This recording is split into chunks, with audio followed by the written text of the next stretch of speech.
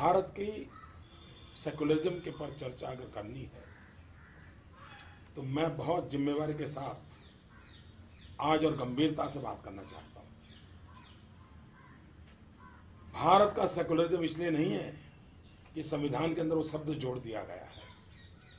भारत हजारों साल से सर्वपंथ समभाव इस तत्वज्ञान से जुड़ा हुआ है। भारत ही दुनिया में एक देश है जिसकी फिलॉसफी कहती है एकम सत्य विप्राहा बहुधा वदंती। सत्य एक है, जानकार लोग उसको अलग अलग रूप में प्रस्तुत करते हैं। भारत ही एक देश है जो कहता है सर्वे अपि सुखिनः सन्तु सर्वे सन्तु निरामया सर्वे भद्राणि पश्यन्तु मां कश्चित् दुर्भाग् भवेत्। भारत कभी ये नहीं कहता हिंदू सुखेन सुखी है, ऐसा नहीं कहता है। भारत सबके लिए सोचने वाला देश है और भारत का हजारों साल का इतिहास देखिए। हिंदुस्तान ने कभी तलवार लेकर के कभी दुनिया के विचार पर, संप्रदाय पर, समाज पे हमला नहीं बोला है। विस्तारवाद ये भारत के ब्लड में नहीं है। उस भारत को बिन सांप्रदायिक सिखाने की कोशिश है न हमें करनी चाहिए न किसी और ने करनी चाहिए। जो लोग भारत की बिन सांप्रदायिकता के नाम पर कल बयानबाजी की है, मैं उन फारूक साहब से पूछना चाहता हूं, भारत की बिन सांप्रदायिकता के ताकत इतनी जोरदार है और ये हमारी रगों में है, सिर्फ संविधान में नहीं, हमारी रगों में है। हम सर्वसमावेशक हैं।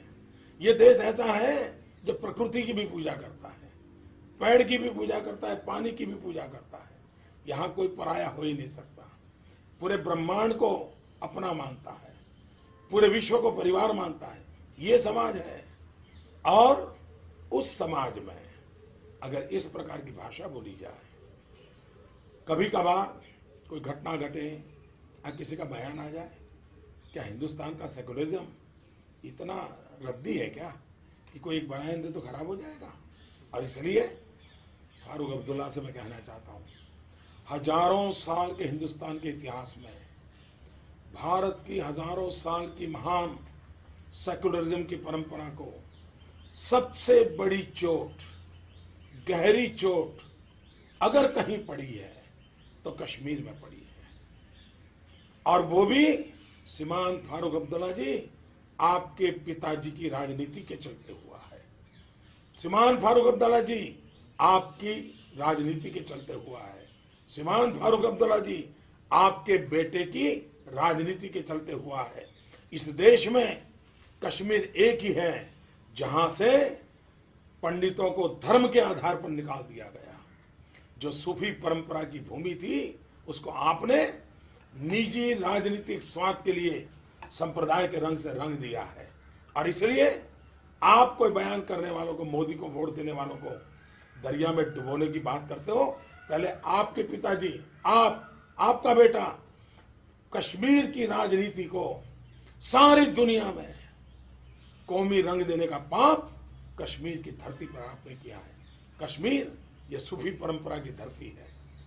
कश्मीर ये सर्वसमावेश की धरती थी, उसको ये दाग लगाने का काम आपने किया है। आपको शोभा नहीं देता है इस प्रकार की बयानबाजी। और अगर डूबना है तो किसने डूबना चाहिए? जरा दर्पण में अपना चेहरा देख लो।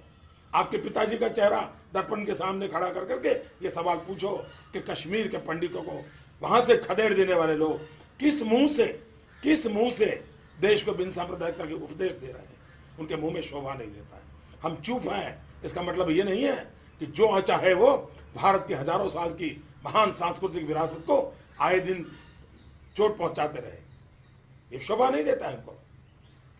हम आज भी हमारे संस्कारों के कारण, हमारे ब्लड के कारण, राजनीति के कारण नहीं, राष्ट्रभक्ति के कारण कहते हैं भारत सर्वपंथ समभाव का मार्ग ही भारत के लिए श्रेष्ठ मार्ग है। वोट बैंक की राजनीति नहीं, विकास की राजनीति ही भारत के लिए श्रेष्ठ है। यह हमारा कमिटमेंट है, सबका साथ सबका विकास। और हम उसी मंत्र पर चलेंगे।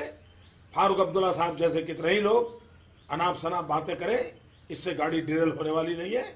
देश उच्च मूल्यों पर चला है, जय जगत का मंत्र लेकर के चला है, वसुधैव कुटुंबकम का चलाए, कुर्वन्तो विश्व मारियम का मंत्र लेके चलाए, उससे कभी डिगने वाला नहीं है।